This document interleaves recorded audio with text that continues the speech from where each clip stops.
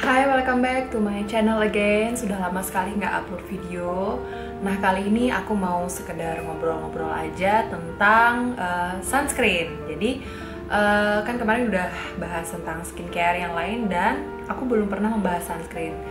Yang mana sunscreen itu sangat penting banget buat keseharian dan bagian dari skincare kita. So, yang pingin tahu lebih lanjut tentang all about sunscreen, stay tuned in my channel. Nah, jadi kali ini kita mau ngomongin sunscreen. Jadi apa sih itu, gimana sih cara memilih sunscreen yang pertama, kemudian apa sih itu SPF, PA+++, apa sih bedanya SPF 15 sama SPF 50. Nah, di sini kita akan bahas itu semua ya. Oke, yang pertama mungkin kita sering tahu sunscreen dengan kita sering beli sunscreen dengan ngelihat SPF-nya terlebih dahulu gitu kan ya. Jadi aku mau beli SPF yang paling tinggi, SPF 50. Nah, kayak gitu biar kulitku lebih terproteksi. Nah, itu deh, apa sih itu arti dari SPF? Nah, SPF itu merupakan istilah dari atau singkatan dari Sun Protecting Factor, yang mana jadi kayak faktor kandungan yang terkandung di dalam sunscreen itu yang berfungsi untuk melindungi kulit kita dari sinar matahari. Nah, jadi sinar matahari itu banyak gelombang istilahnya, cuman yang paling suka ngerusak kulit kita nih adalah si UVA dan UVB. Nah, UVA itu gampangnya kita bisa singkat dengan aging yang menyebabkan penuaan dini atau aging di kulit kita, dan UVB itu yang menyebabkan burning. Nah, kayak gitu. Nah, SPF itu sendiri itu lebih ke burningnya sendiri. Nah, jadi SPF itu semacam pengertian dari berapa lama sih setelah dioleskan sunscreen itu kulitmu bisa terbakar oleh sinar matahari. Karena SPF itu lebih ke UVB-nya, untuk faktor melindungi UVB-nya. Jadi misalnya normalnya itu 10-20 menit, apabila kulit kita kosongan nggak ada apa-apa terpapar sinar matahari, nah itu akan menyebabkan sunburn atau burning kayak gitu ya. Nah, setelah dioleskan SPF, nah itu ada faktor yang melindungi dia, jadi memperlama proses burning kulit itu gitu. Nah, jadi disinilah kita tahu SPF 15 sama SPF 50 tuh kayak gimana.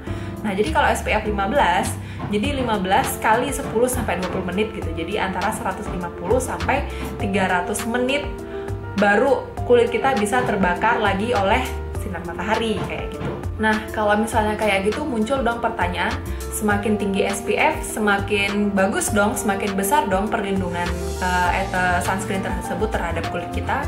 Nggak juga, karena berdasarkan artikel-artikel yang aku baca, dan itu artikelnya juga berbasis dari penelitian ilmiah, yaitu kalau SPF 15 itu bisa memblok 94% dari radiasi sinar UVB ke kulit kita. Kemudian SPF 30 itu bisa memblok kurang lebih 97% sinar radiasi UVB, dan SPF 50 itu kurang lebih 98%. Jadi beda tipis-tipis sebenarnya gitu. Jadi kalau untuk di rumah sebenarnya SPF 15 saja sudah cukup. Jadi nggak usah tinggi-tinggi gitu ya. Kalau mau tinggi, kalau misalnya kita aktivitas di luar terpapar sinar matahari langsung, itu bolehlah kita pakai SPF yang 50. Kalau di rumah juga mau pakai SPF 50 juga nggak masalah.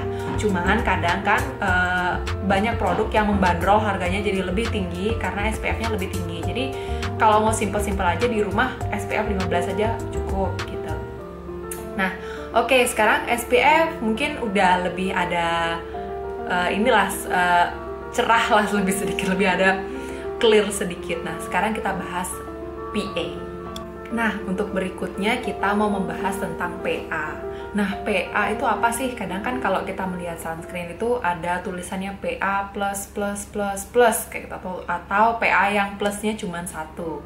Nah, PA di sini itu artinya protection grade. Jadi yang kandungan di dalam sunscreen itu sendiri yang bisa memproteksi kulit kita dari paparan sinar UVA. Jadi semakin tinggi kandungan PA atau plusnya semakin banyak, semakin tinggi juga proteksi si sunscreen tersebut terhadap UVA kayak gitu. Nah, jadi di sini juga yang aku baca ada sunscreen yang kandungannya ada zinc oxide atau titanium dioxide. Nah, itu kan termasuk physical sunscreen ya. Nah, zinc oxide atau titanium dioxide itu adalah ingredients dalam sunscreen sendiri yang mampu memblok sinar UVA kayak gitu. Jadi itu adalah salah satu faktor dari PA itu sendiri.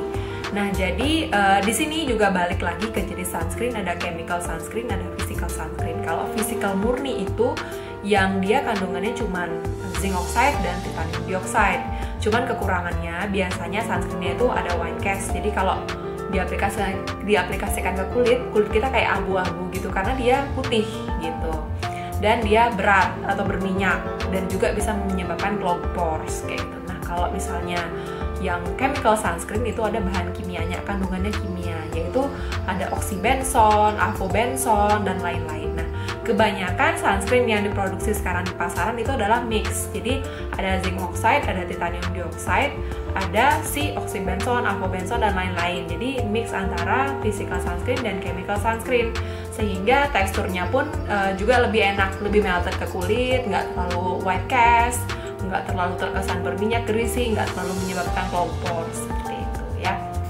Nah, di sini oh ya, mungkin aku sedikit bahas gimana sih perbedaan physical sunscreen caranya ngeblok UV dan chemical sunscreen.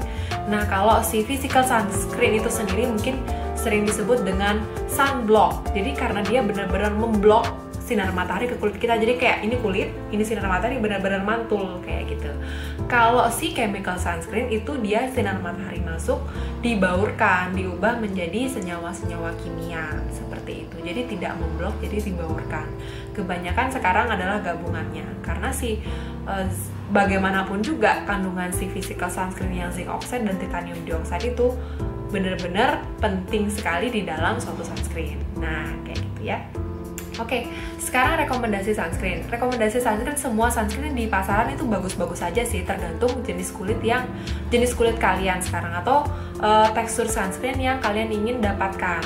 Kalau misalnya kulit kalian berminyak, mungkin kalian ingin memakai sunscreen yang ringan atau yang gel base, kalian bisa coba sih punyanya Biore Aqua Skin itu enak.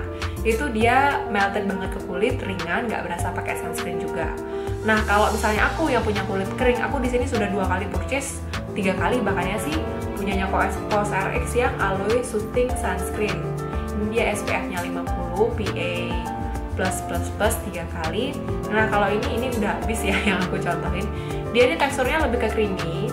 Jadi sekalian aku pakai kalau di skincare siang itu sekalian melembabkan kulit juga. Jadi aku harus habis cuci muka pakai toner, hydrating toner aja, terus langsung pakai sunscreen. Resep skincare-nya lebih disimpelin. Jadi karena aku pakai sunscreen aja sudah lembab banget, sekalian juga memproteksi kulit.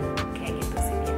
Oke, mungkin segitu aja videoku tentang sunscreen ini. Terima kasih yang sudah nonton. Jangan lupa di subscribe channelku Yuka Jayanti di YouTube.